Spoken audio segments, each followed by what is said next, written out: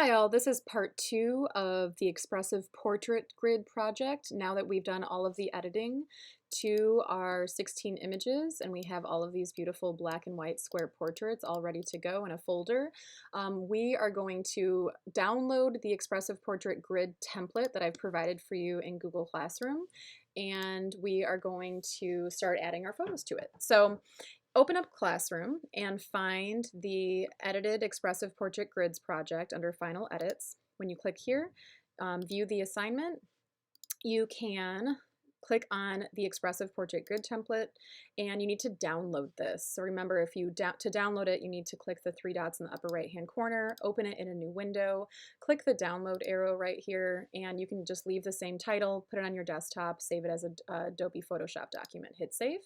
Okay, so from there I can X out of my Chrome, and I'm going to take that template and I'm going to drag it down into Photoshop to open it up. And here you can see that I've created a grid for you already, and it basically just has a bunch of blue rulers on it to guide you as to where to place your images. So I have this open. I want to make sure my layers are open. I want to make sure my tools are ready to go, and then I'm going to start opening up my photos. So here are the photos that I'm working with. All right, all ready to go. And I'm gonna start dragging them in. So I'm just gonna find my first one. Let's say I'm gonna start with this one. So I'm literally just gonna take that file, I'm gonna drag it into Photoshop, and I'm gonna place it on top. Notice that it is a square, just like the square that we have. And it also created a new layer of Caleb's face right there. So this image is its own layer, and every image that you put in here will be its own layer. So what we're going to do is actually transform this and change the size of it so that it fits into one of these littler squares right here. So we've already cropped it down to a square.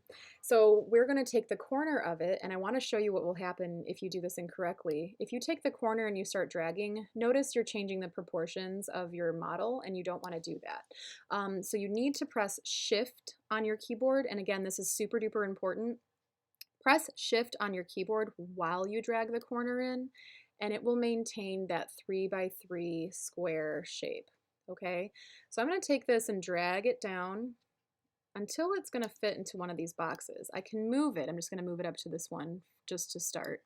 And I'm going to hit Command plus to zoom in a little bit so I can really see those edges and make sure that this fits into that 3 by 3 square that I created for you guys.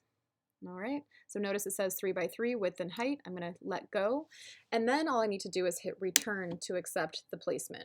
All right, so that's one. I'm going to zoom back out a little bit, so I'm hitting Command minus, and I'm going to go back to my portraits. I'm going to find another one. So let's say I'm going to do this one. I'm going to place that one on top.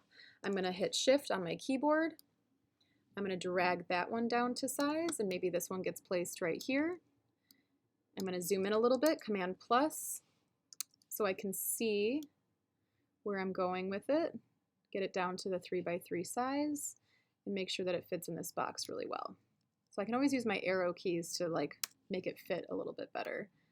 And I can see that I'm over just a little bit. That's probably good enough for now. All right, I'm gonna hit return. Notice that I have a new layer right here as well. So now I have my first layer, my second layer, and they're both pictures of Caleb. I'm gonna minus out and grab another one. So this is the one that has a different color background, so we'll see how this one works out. I'm gonna go with this one, place that up here maybe, and you guys can always rearrange these later in a better way, but for now, I'm just gonna get them all in the grid. All right, so I'm not gonna show you every single one, because that would be a super long video, but let me get a couple more here.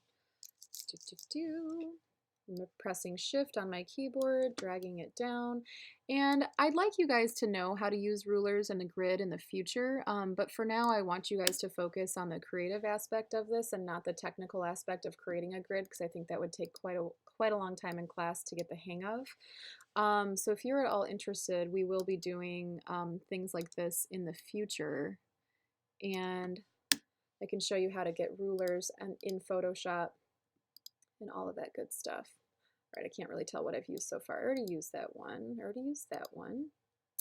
That's a repeat, I think. This is a good one. I love this one. All right, bring that down.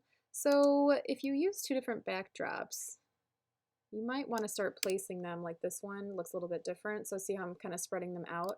Most of you did not use two different backdrops, so it's probably okay. But if you use two different backdrops, you might just want to like spread them out so that you don't have them all in the same row. Let's go with this one. All right, so let's pretend that I'm completely done here. Let's put this one in the corner down here. And I'm not entirely sure if that one needs, so if you ever hit return and you need to go back in to changing the size of it, hit Command T on your keyboard and you will get this transform box. So Command T, T for transform, you'll get another transform box here. So I hit return prematurely and I ended up with a photo that was a little bit too small for the box. All right, and just make sure you're on the right layer. All right, so you want to make sure you're on the right layer of your photo. All right, so you can always go to your move tool in your toolbar. You can press V on your keyboard, or you can hit the move tool, which is in the upper left-hand corner of your toolbar. And if I wanted to move a photo right now, like let's say I wanted to move this one up because I want him to look at himself right here, I can always move that one around, right?